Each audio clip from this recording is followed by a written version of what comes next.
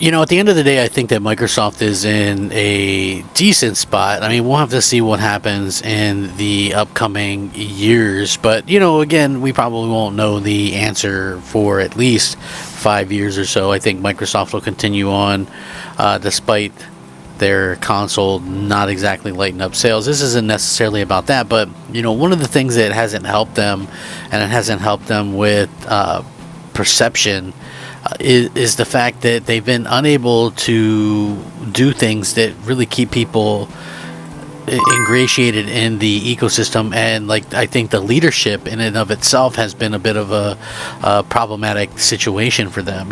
That's something that I feel like hasn't changed. I mean, look, they bought Activision, and then you have Mikey Barra leave right away. That is a well-known leader. That is somebody who has worked at Microsoft and has left multiple times. So that, I think, is a bad look for Xbox, so to speak. You had Bethesda, Microsoft has owned Bethesda, believe it or not, for just not even 3 full years yet. And, they lost Pete Hines, who was a big part of Bethesda for 24 years. And again, if you're gonna go retire, I'm sure, Pete Hines said he's retiring, so is he gonna pop up at some other company? I don't really know. But you had Tango Gameworks, which had the Resident Evil creator Shinji Mikami, and he established it made it sound like he was gonna retire or leave gaming, and he ends up leaving Tango Gameworks and now is starting another company. So it really makes Xbox look, I think, in my opinion, kind of bad when this happens. And at the end of the day, I think that is an extremely raw deal for Xbox. It's a bit of a bad look. So anyway, veteran game developer Shinji Mikami has established a new company. According to a bio, the developer of the new Shadows of the Damned Hella Remastered website, which claims that Mikami has recently founded Kume Inc. No further details of the company have been shared. There is also no indication of what the company will do. In October of 2023, the designer tweeted, "Now that I've broken the spell of non-competition on myself, I guess I should get to work." In 2023, Mikami left Tango Gameworks, the studio behind The Evil Within, Ghostwire Tokyo, and Hi-Fi Rush, which he founded in 2010 before selling it to Bethesda.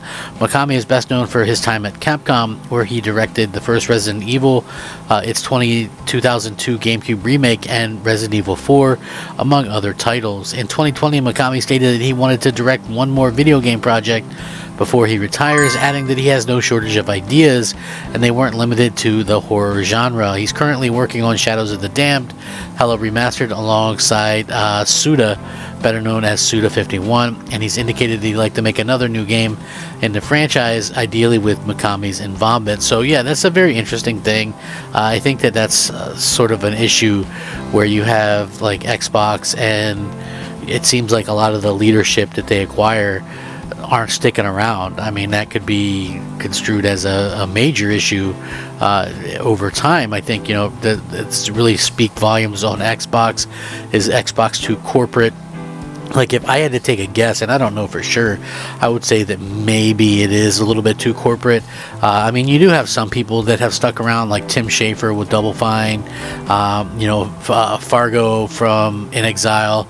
I think you need these strong leadership people, but even the leadership that they had at 343, or the leadership that they had at the Coalition, those people are all gone. Rod Ferguson gone, Bonnie Ross gone. I never was a big Bonnie Ross fan or anything anyway, but it was the people that they had there were not great to begin with, and now they're all gone as well. So we live in a weird sort of world, and gaming is, I think, gonna continue to get weirder for a lot of people. We're seeing things that maybe we never thought that we would see, and it's unfortunate, but at the same time, it's not totally unexpected. But I do think Microsoft could do better, and would be better to sort of go out there and kind of keep their leaders, because if you look at things you go over look at some of the way that Sony handles their things, and I'm not a big Sony mark or anything like that, or a big Sony guy, but I'm just being honest. You look at, and I'm not a fan of this guy either, but if you look at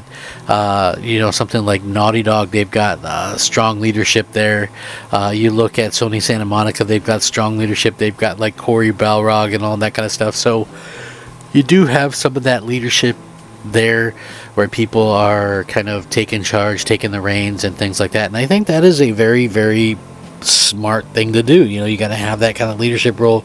Like if you were to ask me who's heading up at the coalition right now, I have no idea, to be honest with you.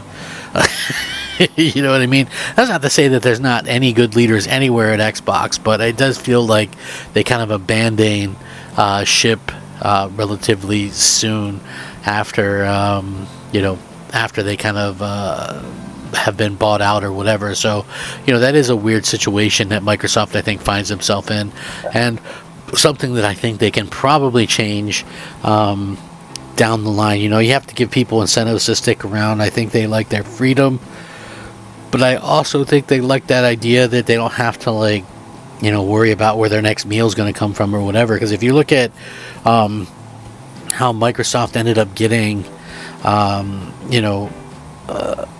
Ninja Theory, for instance, right? I think that what Ninja Theory did was they were like, yeah, we got tired of kind of living in this world where we didn't know where our next meal was coming from and things like that. So, again, I think that it makes sense to be able to do that, but I also think that you have to kind of keep people involved, so to speak. You have to be able to keep people involved, and I think that's where Microsoft has kind of failed to get people excited about the platform and things like that. So I do hope that Microsoft can, I don't know if they're going to buy any more studios or anything like that. It wouldn't completely shock me if they did, but I do think that at the end of the day they have to do something to kind of keep these people interested and interested in sticking around, because if you don't keep people